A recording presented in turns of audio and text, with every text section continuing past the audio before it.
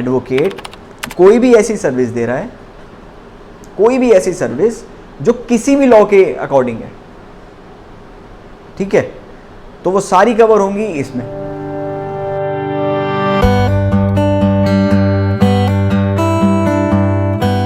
Advocate, partnership firm of advocate या senior advocate legal service देते हैं किसको? बिजनेस एंटिटी को।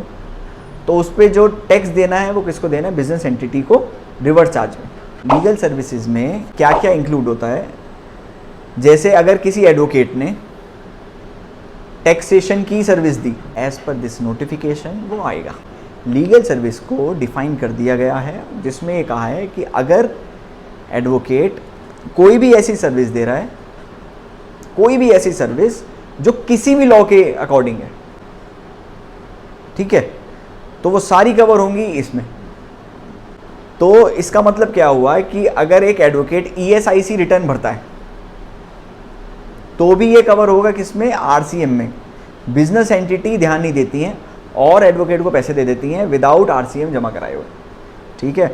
तो हमें अब ये बताना है बिजनेस एंटिटी को कि इन सर्विसेज पे भी क्या लगेगा? RCM। हाँ, अगर कोई चार्टेड अकाउंटेंट या कोई और एजेंट कर रहा है जो कि एडवोकेट नहीं है, तो उस केस में क्या है? Forward charge.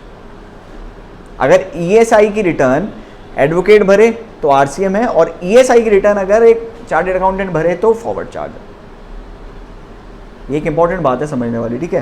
तो ये डिफरेंशिएशन आ जाता है कि लीगल सर्विसेज में सारी चीज़ें कवर होती हैं, इंक्लूडिंग किसी भी एक्ट के अंडर की हुई कोई भी रिटर्न या कोई भी केस, हेयरिंग, इनकम टैक्स का कोई केस है, हेयरिंग हुई, वो भी कवर होगी लीगल सर्विस में। तो रिप्रेजेंटेशन सर्विस के अलावा और भी सर्विस हैं जो कवर होती हैं। क्लियर हो गया ना? अगर एडवोकेट लीगल सर्विस देता है तो RCM है, बट अगर एडवोकेट रेंट पे अपना मकान देता है तो क्या RCM लगेगा किसी बिजनेस एंटिटी को? अगर एडवोकेट अपना ऑफिस रेंट पे देता है किसी बिजनेस एंटिटी को तो लीगल सर्विस में वो इंक्लूड नहीं होता, तो उन केसेस में क्या लगेगा? FCM। समझ रहे हो? तो बिजनेस एंटिटी को वही सर्विस मिलनी चाहिए जो लीगल सर्विस में कवर होती है, ठीक है। एक केस और समझो कि सपोज लीगल सर्विस, मैं एक एडवोकेट हूं और मैं दे रहा हूं किसी ऐसी बिजनेस एंटिटी को जो कि इंडिया से बाहर है। ऐसा हो सकता है? अगर मैं किसी इंडिया के बाहर की बिजनेस एंटिटी का, जो कि इंडिया में उनका कोई इमूवेबल प्रॉपर्टी है, हो सकती है, और उसकी मैं इवैल्यूएशन की रिपोर्ट दे रहा हूँ, ठीक है, तो प्रॉपर्टी इंडिया में, मैं भी इंडिया में हूँ, all the place of supply कहाँ मानी जाएगी? इंडिया में। एज पर GST प्रॉपर्टी जहाँ पे होती है प्लेस ऑफ सप्लाई वहीं मानी जाती है। बट इस केस में बिकॉज रेसिपिएंट कहाँ है? इंडिया से बाहर, तो लॉजिकली RCM तो लग नहीं सकता क्योंकि इंडिया से बाहर वाला तो काट सकता नहीं। तो इस केस में क्या होगा कि एडवोकेट को फॉरवर्ड चार्ज में जमा कराना पड़ेगा, ठीक है।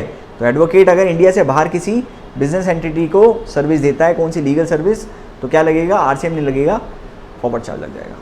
सपोज एक ये भी केसेस आते हैं जिसमें पार्टनरशिप फर्म, एडवोकेट्स की पार्टनरशिप फर्म है, बहुत सारे एडवोकेट हैं, और वो किसी और पार्टनरशिप फर्म को या एडवोकेट को सर्विस देते हैं। हो सकता है, अगर तुम ये देखो कि कई बार हम एक पर्टिकुलर एक्ट में या लॉ में स्पेशलाइज हैं, बट हमारे पास केस कोई और आता है और हम किसी और को एसोसिएट करते हैं, तो उन केसेस में सरकार ने दे दी एग्जेम्पशन। अगर एडवोकेट है या फर्म ऑफ एडवोकेट है, और वो देती है किसको? एडवोकेट या फर्म ऑफ एडवोकेट को लीगल सर्विस, तो इस केस में एग्जेम्पशन है, RCM नहीं लगेगा और FCM नहीं लगेगा, दोनों नहीं लगेगा। बट अगर सीनियर एडवोकेट देता है किसको? फर्म को या एडवोकेट को।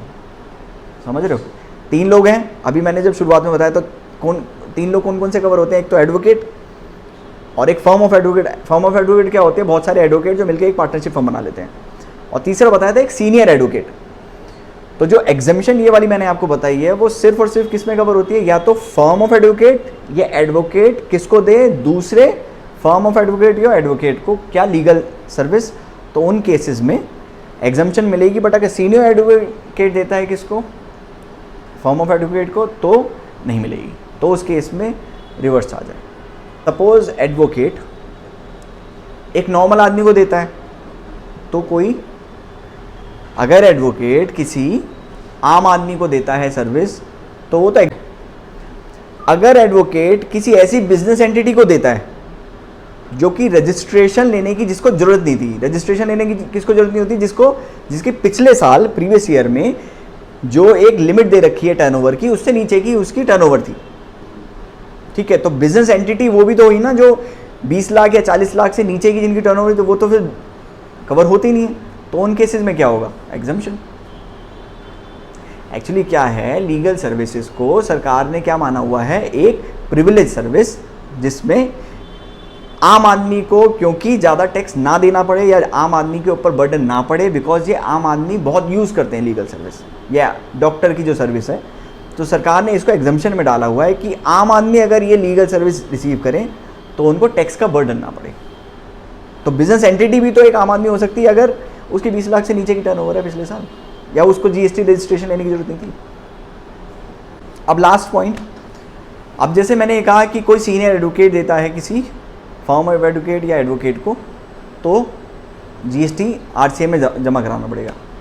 अब अगर इंडियन एडवोकेट किसी फॉरेन एडवोकेट से सलाह लेता है किसी चीज़ के लिए, हो सकता है ऐसा, इंडियन एडवोकेट अगर किसी फॉरेन के एडवोकेट से सलाह लेता है और वो उस सर्विस की कोई पेमेंट करता है, तो इस केस में क्या लगना चाहिए, आरसीएम लगना चाहिए, क्योंकि ये इसमें कवर नहीं होगा, फिर ये क्या कवर होगा, इंपोर्ट ऑफ सर्विस में, ठीक है। अगर हम इंडियन एडवोकेट फॉरेन के एडवोकेट से कोई सर्विस लेते हैं तो हमें क्या कराना पड़ेगा, आरसीएम में जमा कराना पड़ेगा टैक्स, जो सर्विस ले रहा है उसको जीएसटी जमा कराना पड़ेगा,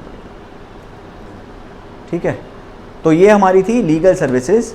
अगर हमें बिजनेस एंटिटी को कोई भी पेमेंट करनी है लीगल सर्विस की, तो हमें इस बात का ध्यान रखना है कि आरसीएम एप्लीकेबल होता है या नहीं होता है।